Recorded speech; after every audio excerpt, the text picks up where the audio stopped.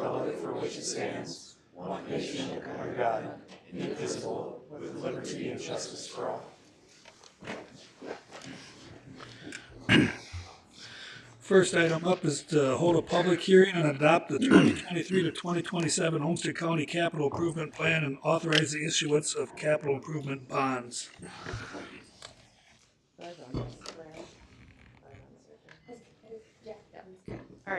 All right, Cammie Iverson, Physical Development Controller, here to give you a high-level overview of the 2023 to 2027 Capital Improvement Plan.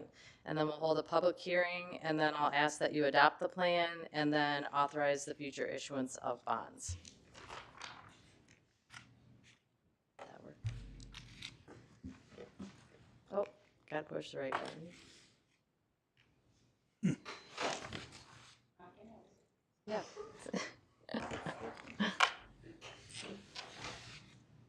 There we go. Okay, sorry about that.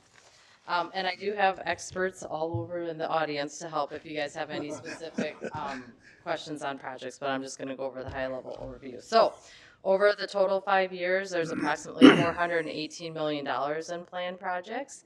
83 million of those are in 2023, and approximately 335 million are in those last 4 years.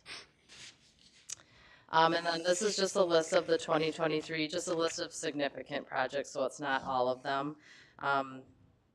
If you have any questions on those, you can ask, but those projects are included in the budget that will be adopted later today, too.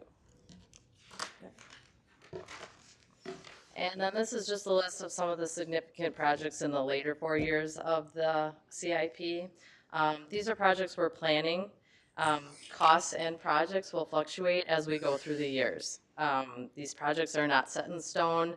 They're what we're planning, but priorities could change, and you guys understand that. So none of those have funding sources yet, right? Some of them have funding, Some but do. yeah, we're still not sure on exactly the costs and things like that. Funding could change and things like that. So yeah, lots of fluctuation there, and they'll come back for approval in those years. So. Yep. So then over the 5 years, this is just a summary by department where the expenses are.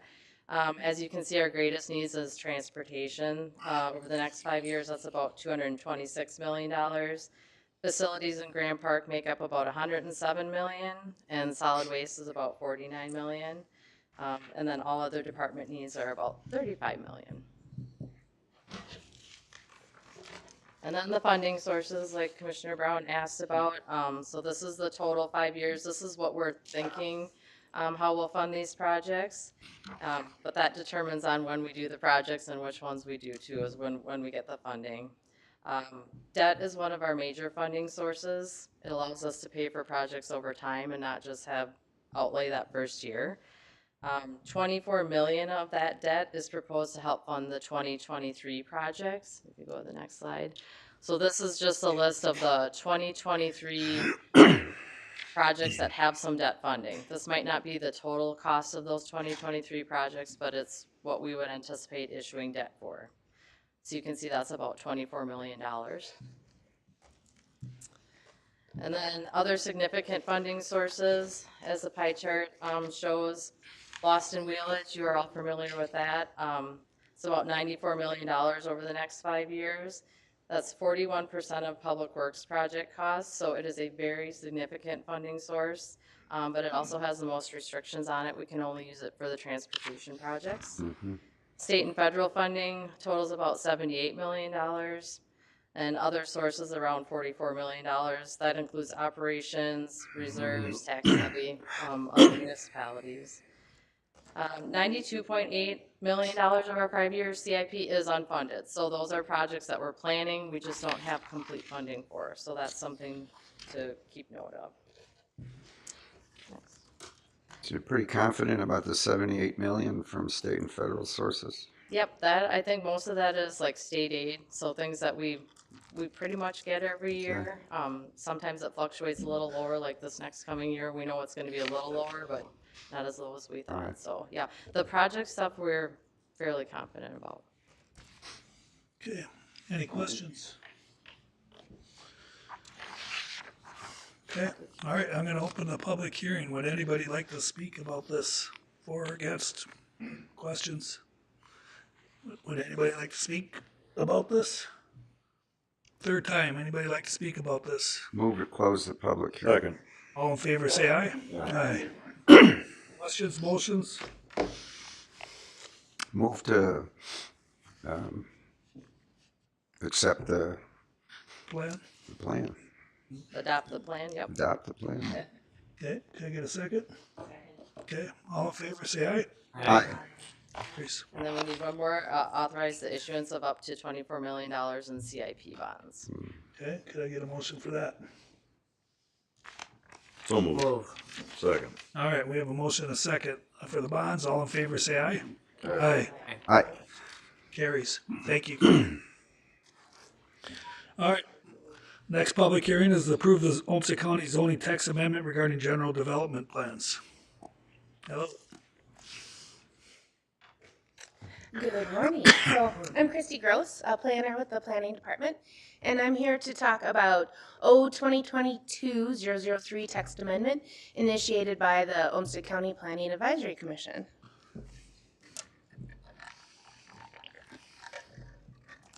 Oops. Let's go back. Oops. Oops. Sorry. Good thing we're not running it. That's right. Okay, so to give you a little background, the Olmsted County General Land Use Plan was adopted on August 16th of 2022. And land use plan amendments are now heard twice a year. And so the history is that we always receive general development plans with those land use plan amendments. But now that they're being heard just twice a year, we physically can't do that due to a Minnesota statute 1599.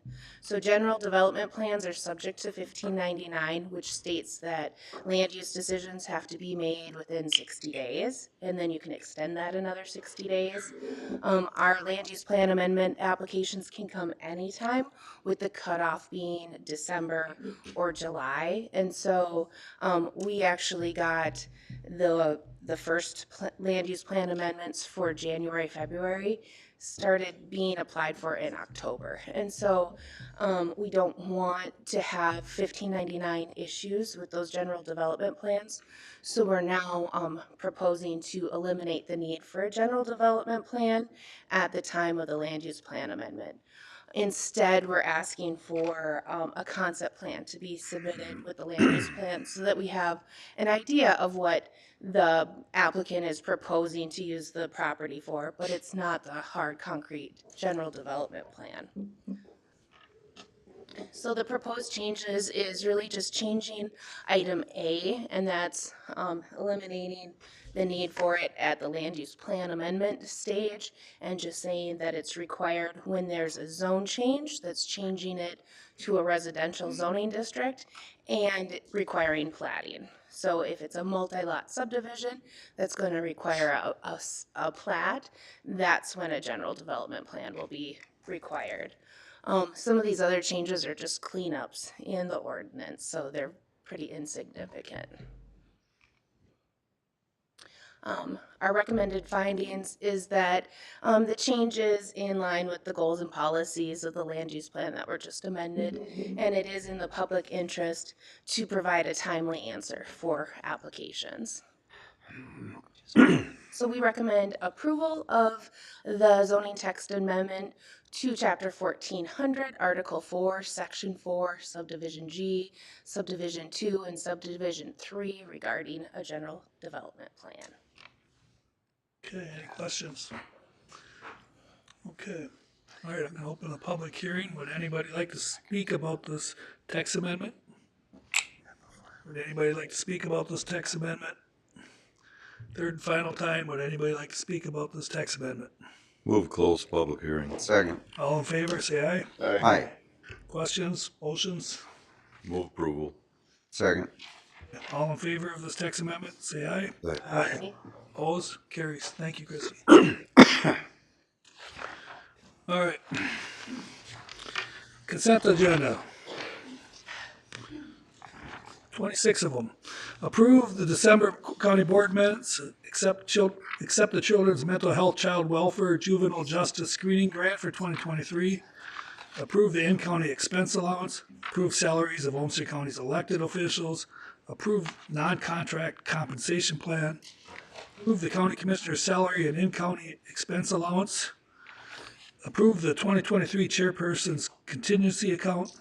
Approve the 2023 Olmsted County Board meeting calendar. Approve the 2023 Commissioner Committee and Board assignments. Adopt the Chester Heights Sewer District 2023 fee schedule. Approve utility easement to Rochester Public Utilities. Approval of final plat for Pavilion Estates. Approve the final plat Woodland Valley Estates Second. Approve the 2023 Medical Examiner Contract Addendum. Approve delegated contract process agreement between Olmsted County and MnDOT. Approve cooperative agreement between Olmsted County Parks Department, Olmsted County Parks and Department of Natural Resources. Approve annual liquor license for Shars Country Palace. Approval of final plat of Trails of Cascade Second. Approve reappointments for Olmsted County Advisory Boards and Committees per Advisory Board bylaws. Approve the 2023 Countywide Balanced Scorecard and final 2022 Board Priority Summary. Authorize transit sales and use tax for transportation-related services. Approve gambling permit for the Upper Root River Ducks Unlimited. Approve additional funds for Zumbo Valley Connection Referral Unit. Authorize 2023 reserves for general obligation bonds. Award a contract for Olmsted County Waste to Energy Facility Floor Infill Project. Review and approve revisions to the Olmsted Wabasha Lake Zumbo Joint Powers Agreement. All right. Have a motion?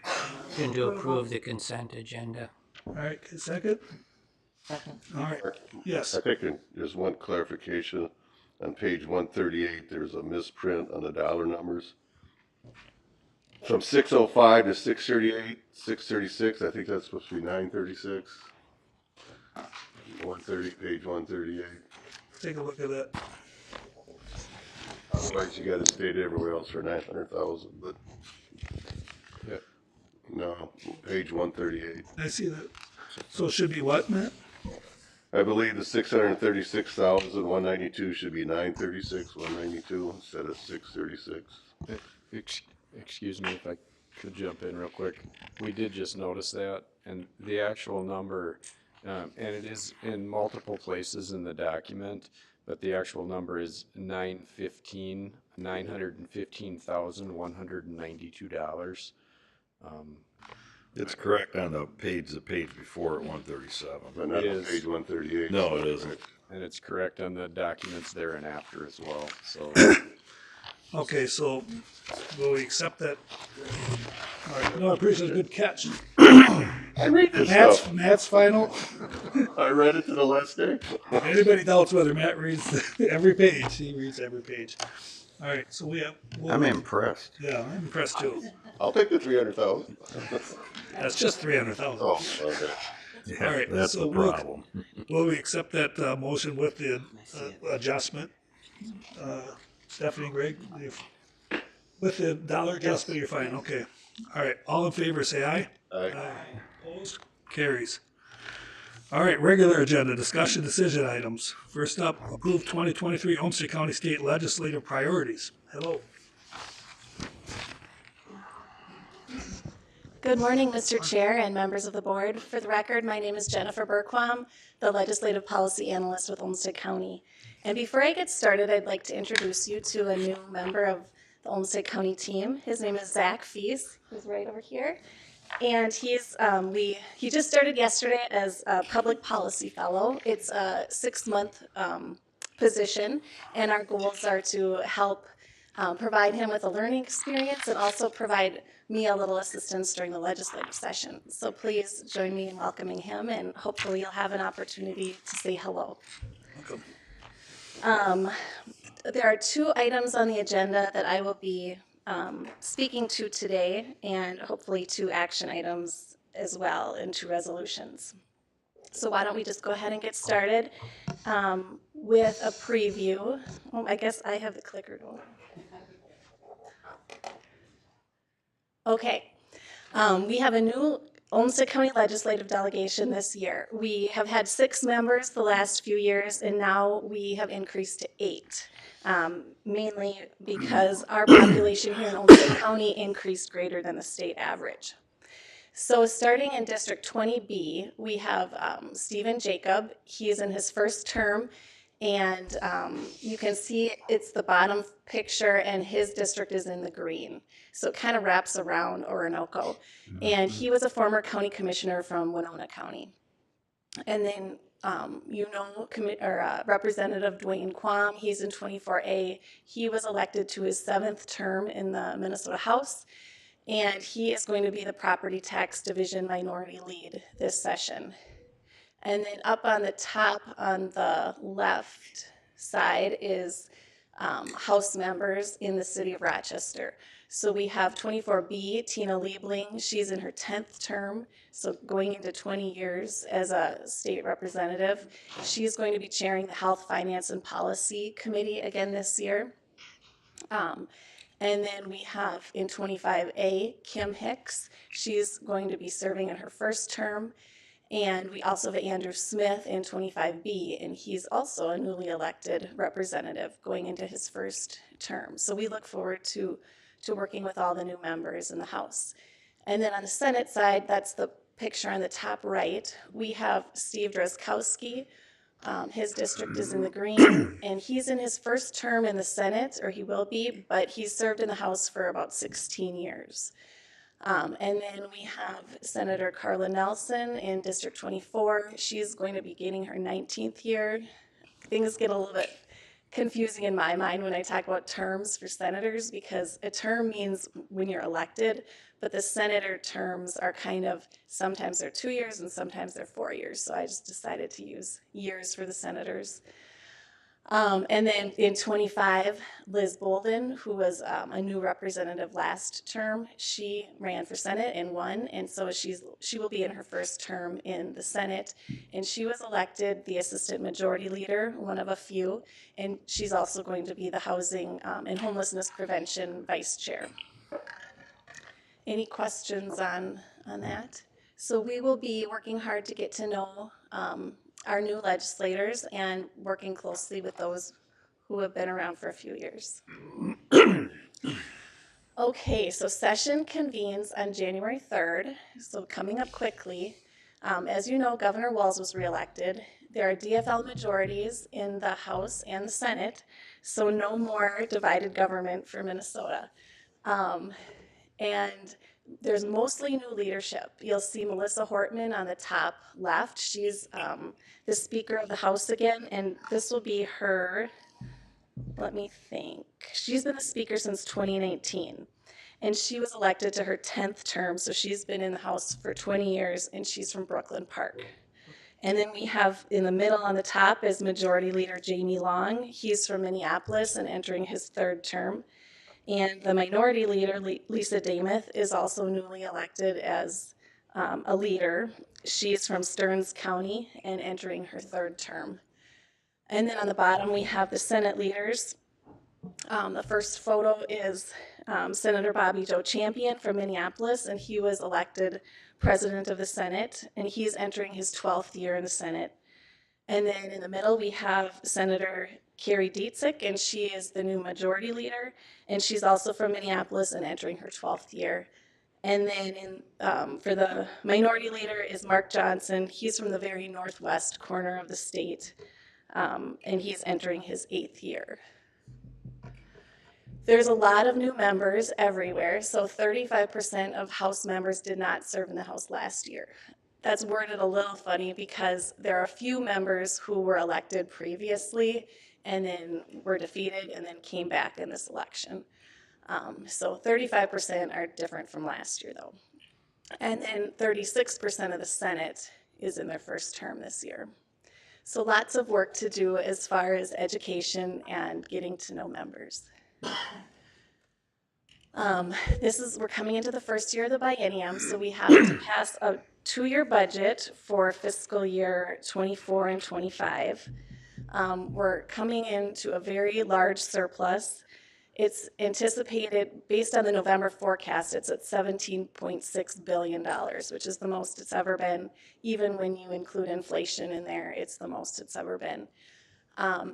So 11.6 of that is estimated to be the surplus when fiscal year 23 closes out at the end of June.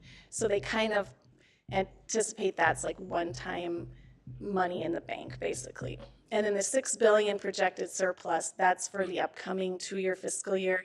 And then they're also anticipating an $8 billion projected surplus for the tails, or the outgoing, or the outcome, the next biennium. They will wait until February. The February forecast comes out until, and then base the budget off of that February forecast. So one more will be coming before they make any final decisions. We anticipate there might be a large bonding bill this year. Last year was a traditional bonding year and we didn't get one, so that there's been discussion that that will occur. Just remember that we need a 3/5 majority to pass a bonding bill, so minority members' votes are going to be required to pass a bonding bill. And then, let's see, there could be some potential policy issues. So far, we're hearing about cannabis, paid family leave, possibly repealing the Social Security tax, other things. So we'll see what comes. We are now ready to start reviewing the Olmsted County state legislative priorities. So you all should have the 2023 state legislative priorities document in your packet. This has been distributed to all of you previously also. So I'm happy to take any questions. I'll walk through the 10 priority issues, and then we have 5 county-specific projects, and then hopefully entertain a motion to adopt these priorities after that. So the first set, we're really focusing this session on the relationship between the state and counties. And we think it's a good year with the large surplus. We really need to ensure that we're good partners with the states, and the counties have a strong partnership. A lot of the services we provide are directed by the state. We're kind of the administrative arm of state government. And so making sure that these services are adequately funded and serving our constituents well.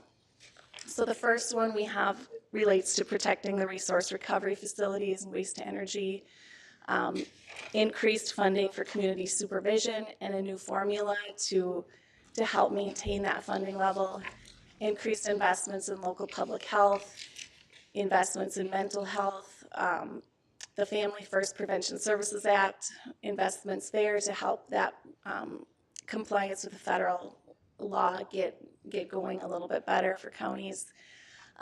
We want to make some investments into the HHS technology systems, county budget impacts. So this category includes property tax reform, increases in county program aid, and a sales tax exemption for local governments for construction materials. Any questions on these items?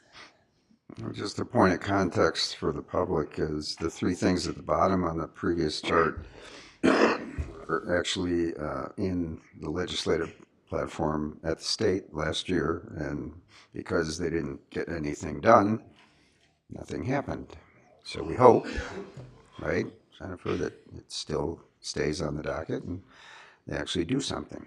I thought you weren't going to be snarky this meeting. I'll leave it there. Merry Christmas, Scrooge-o. Fine. Another point for the public, the 11.6 billion is actually in the bank, estimated to be generating almost $400 million in interest, sitting there doing nothing. So yes, I'm going to be a little snarky. Not for you, not against you guys. Other Get Oh. targets. visited in your dreams tonight.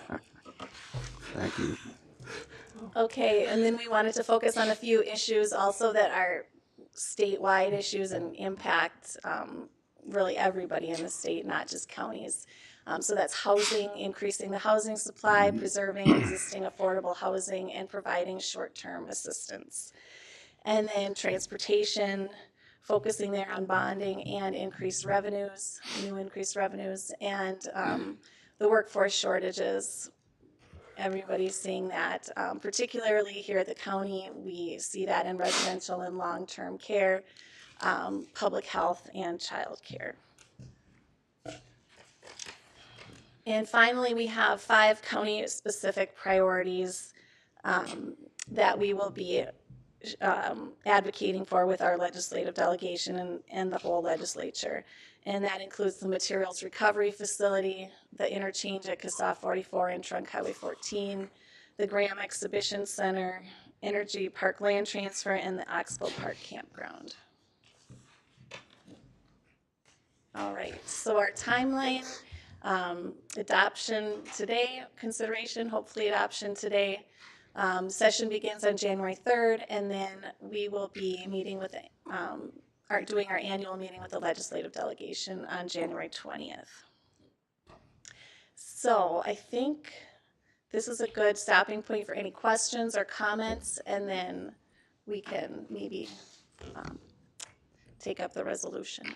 All right, Commissioner Mr. Cascade. Chair, this is supplemental to the work that Jennifer's doing here, but a couple of us attended the Association of Counties meeting last week, and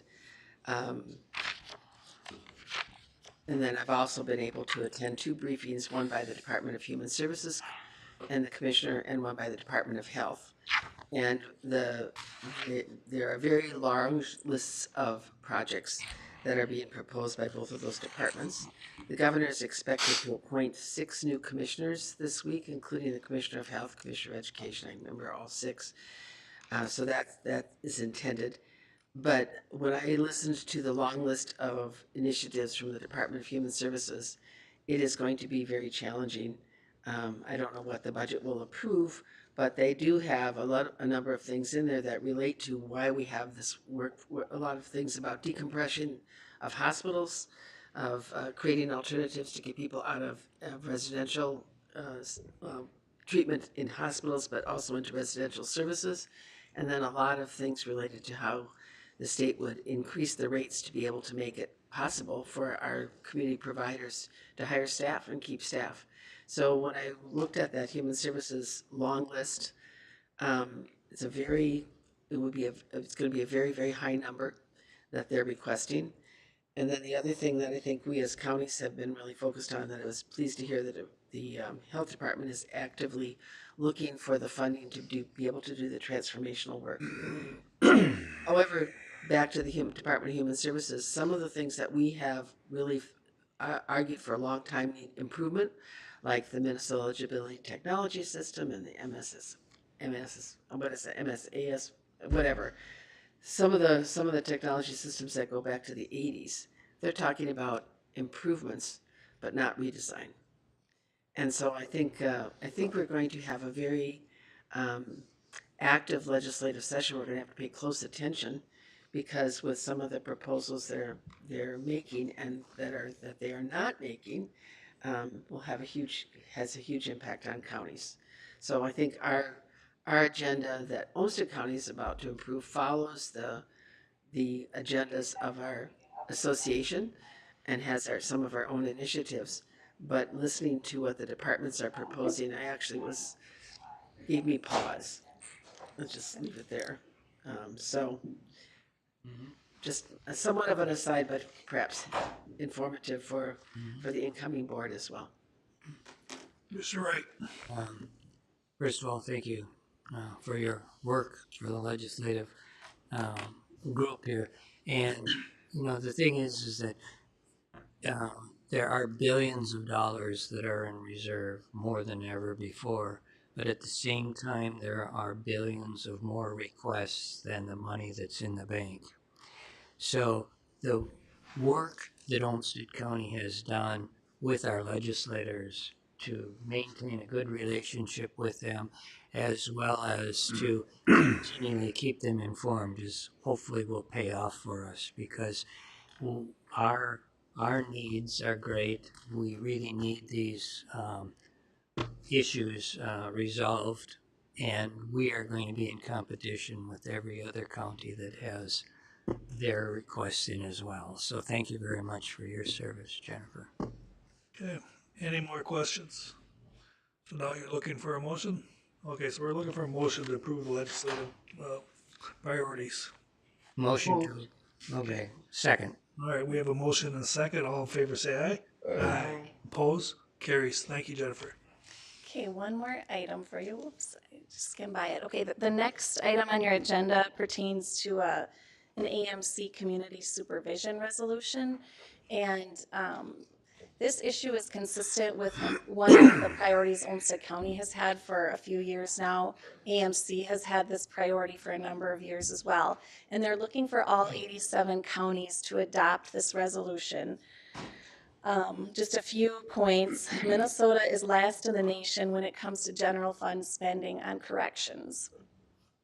The current formula and funding structure are outdated, and the new proposed structure that AMC is bringing forward would help address some of those shortcomings. And a lot of the smaller counties just are hardly able to even provide the correction services. And even in counties like ours, we use, I guess I don't know for sure, but I'm assuming that levy dollars need to be used when the state is not coming through with their obligation to fund corrections. So I think it would help all counties regardless of size. AMC recently formed a community supervision work group to develop a better formula. And then counties this session are seeking a significant appropriation increase as well as a proposed formula change. And as I mentioned earlier, this is consistent with one of the Olmsted County priorities. So I would be happy to answer questions. There are others in the room, I think, that could answer questions about our community supervision program as well. Otherwise, I think we can Have a do motion. the resolution. Okay, do we have questions first? Mr. Chair, I just think this is something we need to join forces with other counties. The staff have done a lot of work. It got left on the table last year. And I think that by having a resolution from every one of the counties, it'll really eliminate any sense that we have what often happens of differences of opinion of larger, smaller, urban, rural, regional center counties. We can speak with one voice. I think we have a much better chance. So I support this amendment and I'd move it.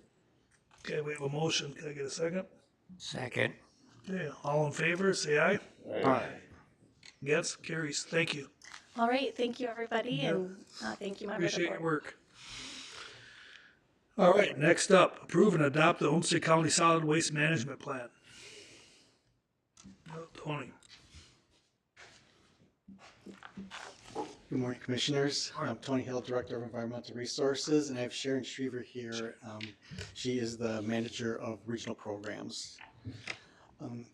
We are requesting approval of our 10-year solid waste management plan. If you recall, the board approved this plan on October 18th, and then we submitted it to the MPCA. The MPCA has approved the plan. They put it on public notice. We had no comments, but what we're here today is for adoption of that plan.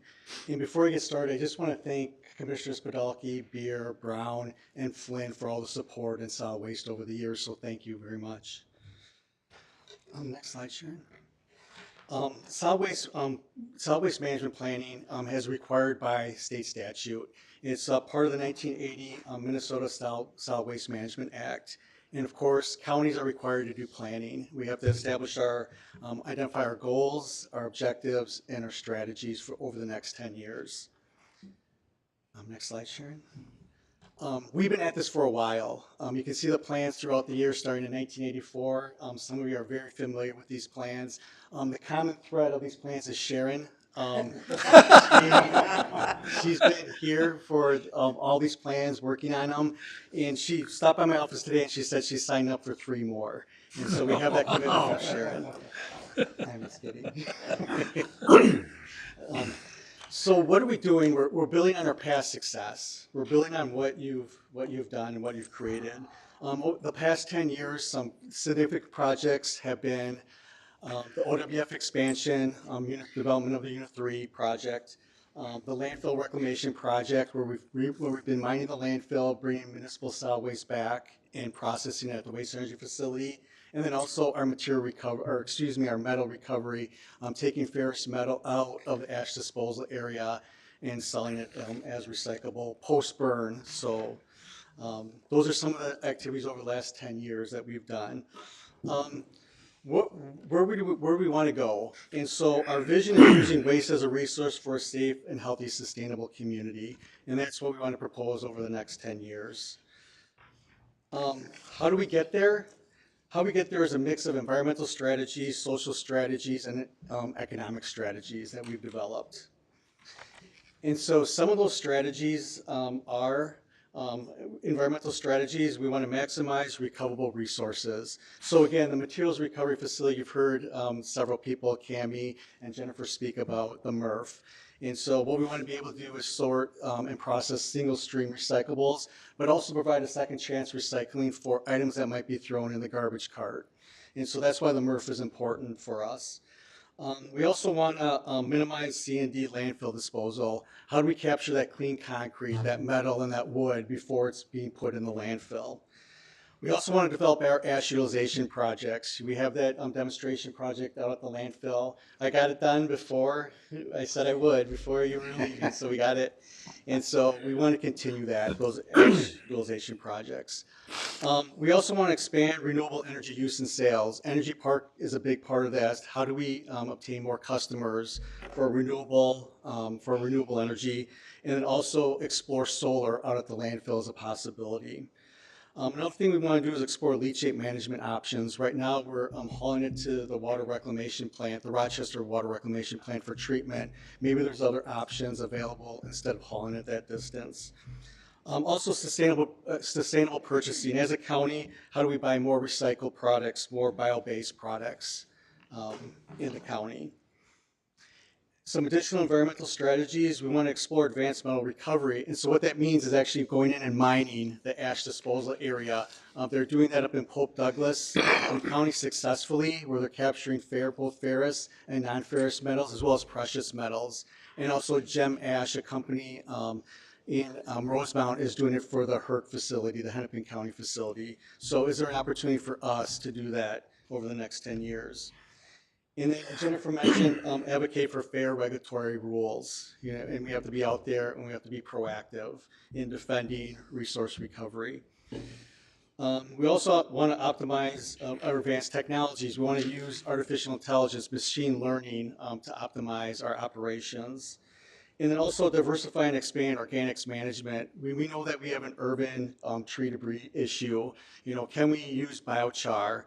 Can we turn that into products? Can we create more mulch? And so those are some of the things that we're looking at for wood-based material. Also, we want to focus on keeping nutrients on the landscape. So urban lawns, how do we keep that material, the nutrients and the organic matter, on the landscape rather than bringing it to our compost site? So just more education with the community. And then we also want to identify opportunities to minimize food waste and also building infrastructure, whether it's composting or anaerobic digestion in the region for food scraps. Some of the social strategies that we're looking at is, of course, expand education and public engagement. We want to expand regional collaboration. We have SEMREX, but how do we, build off of that within our region? And also building infrastructure within the region as well, like what I said, composting or anaerobic digestion. We want to provide operational excellence, strengthen employee engagement efforts. We want to focus on our core values within our department: integrity, collaboration, safety, stewardship, and customer service. And also expand the self-haul options, looking at a true transfer station. How do we improve those options for people that self-haul their waste to us? And over the next 10 years, developing that. And then waste designation, education, and potentially enforcement if necessary. And then our economic strategies, we want to maintain a cash balance. We're an enterprise fund, so that's important to us. We also want to analyze and prioritize large capital requests, so analyze the need and return on investment. And then lastly, just data support decisions. We have a ton of data out there, utility data, recycling data, and how do we use that to make better decisions. And so with that, I just want to turn it over to Sharon quick, because like I said, she's the common thread with all these plans, and she put a ton of effort into developing the plan. Tony, quick question. Do you have a feeling for how much recyclable material ends up in the MSW side? That's a great. I'm gonna go with no. So we know that the contamination, when we had our recycling task force, we had the waste haulers as part of that. And what they told us in the contamination in the recycling is about 15 to 20%. That's what's in the recyclables, that's actually garbage. And so, but I don't know, Okay. yeah, off the top of my head on, Sorry. yeah, but I can get to that for that, Commissioner Brown. Thanks. Good morning, Commissioners. Sharon Schreiber, Environmental Resources Regional Programs Manager. Yeah, I've done a few of these, and I just want to say thank you to all of you who've been supportive of our efforts. And as I look at the end of my tenure, it's like I'm kind of sad in a way that it's like in a few years I'm not going to be part of this, and it's like there's a lot of exciting things coming on, and I just want you to know that if you're in the same situation as I am at the end of your tenure, it's solid waste is in good hands in Olmsted County. We've got a bright young group of people that are excited and interested in bringing all of these things to fruition. So thank you. You, Sharon, have been around a long time, and you get Semerex and all kinds of stuff. Great work. Thank you. So with that, we're just requesting approval for adoption of the 10-year solid waste management plan. Okay. So we can take additional questions. Thank you. Any questions or a motion? Motion to approve. Okay, can I get a second? Second. All right, all in favor, say aye. Aye. Opposed? Carries. Thanks, Tony. Thank you. You bet. Thanks, Sharon. All right, next up, approve agreement with Cascade Township for Zumbo Ridge Estates Infrastructure Project. Okay. Good morning, Commissioners. Kate Beniak, Physical Development. The item before you this morning is an agreement with Cascade Township. Also parties to that agreement are Zumbo Ridge Estates Manufactured Home Park and their not-for-profit corporation that's assisting them, North Country Cooperative Foundation. If you recall, the commissioners approved expenditure of about $420,000 to Cascade Township for some infrastructure replacements and improvements associated with the ZRE deteriorating and failing wastewater collection system. Cascade Township established a subordinate service district and some ordinance for collecting those wastewater fees, and all that is in place. At the end of October, the system flipped the switch, and the ZRE wastewater now goes through that new infrastructure and into a collection point down by 48th Street and into the city of Rochester's wastewater treatment facility, which is a really good thing. Yeah. Now comes the task, though, of decommissioning that old system at ZRE, as well as making some improvements to the connection and sewer lines within the manufactured home park. So our agreement is with Cascade Township, ZRE, and North Country to facilitate getting our portion, our funds to them as they work towards making those improvements. Probably the overall cost of the whole thing when they get done is probably going to be around $1 million.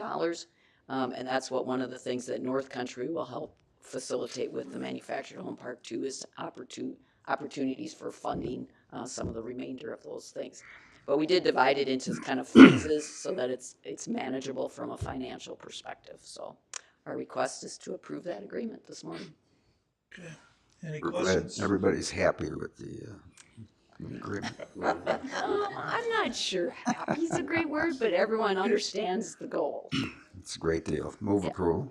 Okay, we have a motion. Second. Second. Motion and a second. All in favor, say aye. Aye. Opposed? Carries. Thanks. Thank you.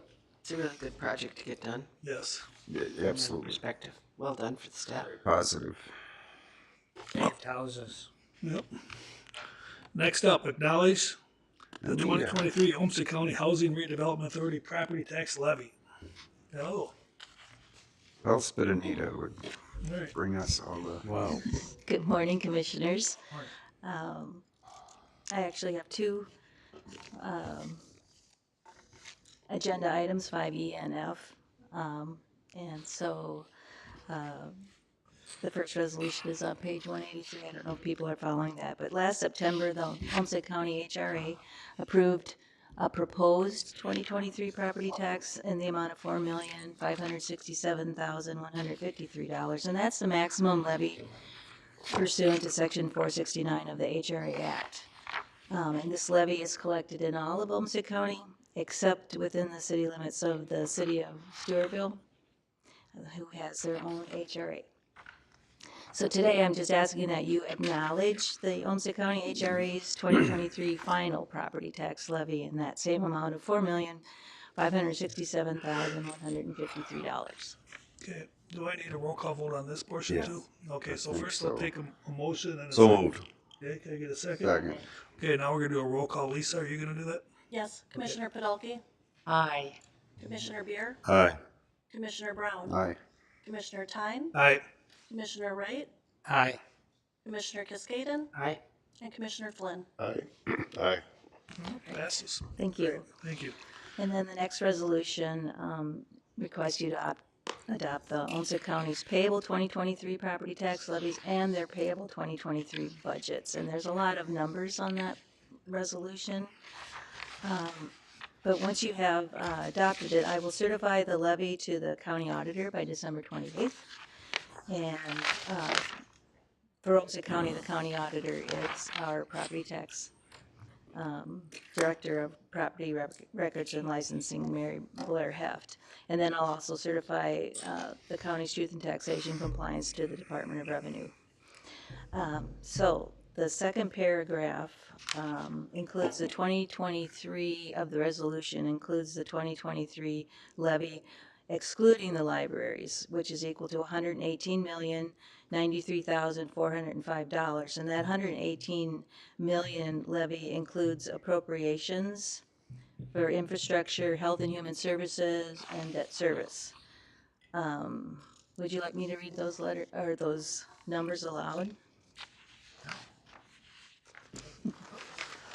I don't think we Good, need. thank you. They're in the packet. So then the middle paragraph contains Olmsted County's proposed 2023 levy for libraries, which is $1,386,022. And this levy is not collected in the Olmsted County cities that have libraries, which are Rochester, Stewartville, Chatfield, St. Charles, and Pine Island. So Olmsted County's total levy is $119,479,427. So I'm thinking you don't want me to talk about those either in detail. Oh, that's only one number, that's right. And then the last section with numbers is the expense budgets. And first list is of governmental funds, which are supported by property taxes, and the total governmental funds budget is $295,474,761. Did you want me to read those individually? I don't think. Okay. And then finally, the Waste Management Enterprise Fund budget is equal to $32,907,296. And these waste management activities are not levy funded. So, are there any questions? All right, then I'm looking for someone to make a motion to approve the tax levy and payable 2023 budgets. So moved. Okay. Second. All right, we'll do a roll call. Commissioner Podolsky, Yes? Commissioner. roll call. I'm sorry. I should ask any Aye. Work. Oh, Commissioner Beer, Aye. Commissioner Brown. Aye. Commissioner Tyne, Aye. Commissioner Wright, Aye.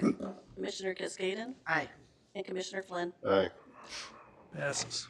All right, thank you. But I'd like to take this opportunity when I'm in front of a microphone to thank everybody, thank you all, and the county staff that worked on this budget, because there's a lot of thought and effort that goes into these numbers that were presented on the Correct. page. And also Commissioners Podolsky and Beer and Brown and Flynn, I just want to thank you from the bottom of my heart for all your years of service. And it's been a pleasure working with you. Most of the time. Yeah, Thanks, Anita. most of the time. Yeah. At least the majority of the time. All right, so now I'm looking for a motion to recess to go into closed session to discuss Titan development investments pertaining to the sale and redevelopment of the former Seneca Foods property. Once that is done, then we'll come back and finish the county board meeting. Move to recess. Second. All in favor, say aye. Aye. Aye. All right, where were you on room 2? Commissioner Tyne, Yes. I would ask, the statute requires just that you identify the real estate before we go into closed session. I think you can do that. It's quite long. There are PIN numbers on the Exhibit A for the resolution. So if you just read those, I think we've accomplished what the All right, do statute you know what requires. page that's on? I'm sorry? Do you know what page that's on? It's on, in my copy, it's page 202 it starts. Okay.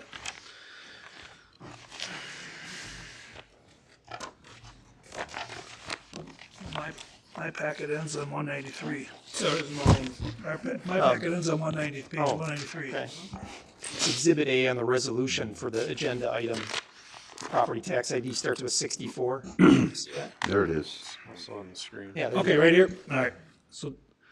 So we are going into recess to talk about the potential sale of property tax ID number 64.11.11.0799469.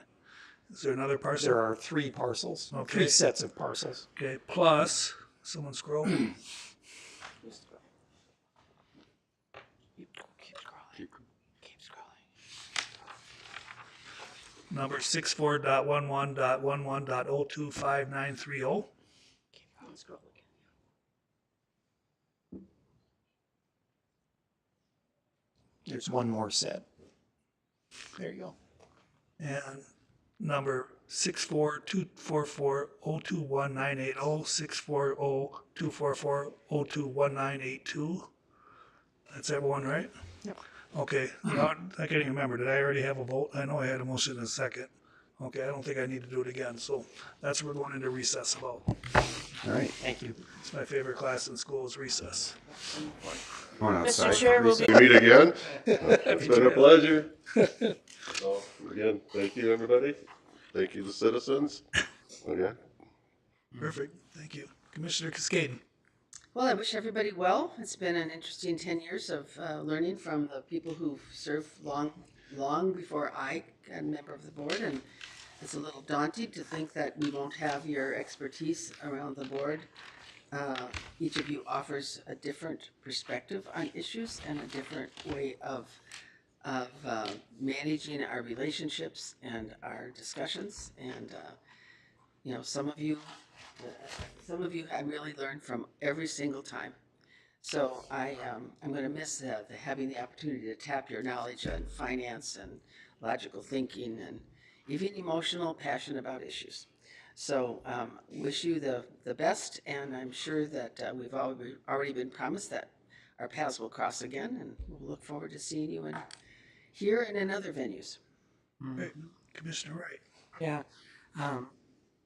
I did attend both the Association of Minnesota Counties and the MICA, the Minnesota Intercounty Association, on all their legislative goals. And it was pleased to see that many of their goals intersect with our goals, and so that we will have counties working on those goals. But it's really going to be very important for us to maintain our relationship with our own legislators. It just happens that our legislators sit on very key committees in the legislature, so that's a benefit to us. And we will be looking forward to talking with them, I think, on January 20th, that we will go over our legislative stuff. And also, I think that it's really incumbent that we've had people that worked on legislation for a long time that were very adept at going into the legislature to educate the new members, and that will benefit us, hopefully, in the future. And that's looking ahead, but looking behind me as well, I do appreciate the 4 commissioners that are retiring, and I appreciate the fact that I benefited from their knowledge. And probably you'll get me a phone call in the future now and then. And one of the interesting things is that the Pleasant Grove Township has a lot of history And I'm looking forward to talking with our representative from that area to show me all of the places where the stagecoach used to go and all of the little villages that were there. A lot of history there. So thank you very much. Commissioner Brown? Nothing absurd to report. I also, as Matt said, appreciate the long-serving time with board members, the support from the board, support from the staff in particular, all the things they do for us and recommend, the administrator, the deputies, etc. It's been an honor to represent the district and thank those people who might be listening or care continued to put me in this position. I have enjoyed virtually every minute of it. And, really no final thoughts other than people should be just enraged with the legislature. Commissioner Beer? You think I could let that? You could, no, that was good. That's a classic. Consistency. I just echo what Matt and Ken said. I think the one thing I've always been is a voice for the people that elected me. And there's a lot of things that people think, and I'm sure they're not always pleasant thoughts, but, I've been in the habit of saying what's in everybody's cartoon bubble above their head, and whether they think it or not, that's the way I operate. So it's been good, and I thank the people that elected me, and it has been a privilege, so thank you. Commissioner Podolsky? Yes, well, I've had a lot of different jobs in my life. This one was one of the most satisfying that I've had. And I would like to just say something about redistricting. I believe that the way the state has set up redistricting does a disservice to the county board and to the county residents, because it implies that we only are laser focused on the district we represent, and that we don't make decisions that are for the best use for the county, which is actually what we all do. We come from a district, but we really think about the whole county. And I was elected for a 4-year term, which I wasn't allowed to finish because of redistricting. And it's a great effort and expense to think about running a campaign and then running another one in 2 years, because somehow the state thinks I can't continue to represent the county because my district lines have changed a little bit. So I would like to say that the state should rethink how this comes about when they do redistricting, in terms of letting the county work it out in a different way.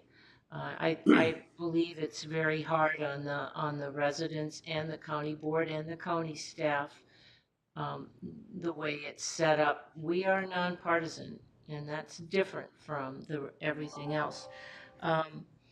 I leave this board bittersweet.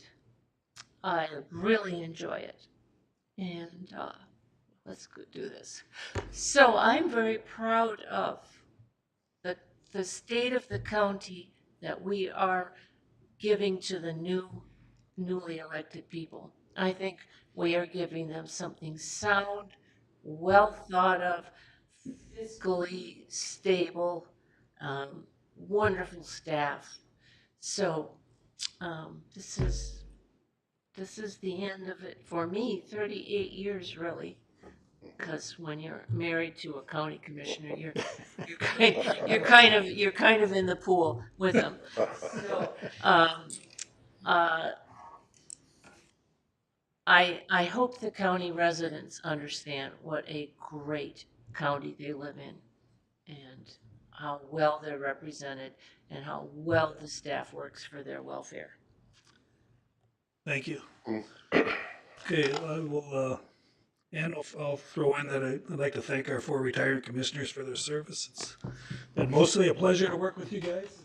I would agree that Olmsted County is in a better place now than when you started, so job well done. I'll end with a quote from Confucius. And he says, by three models we may learn wisdom. First by reflection, which is noblest.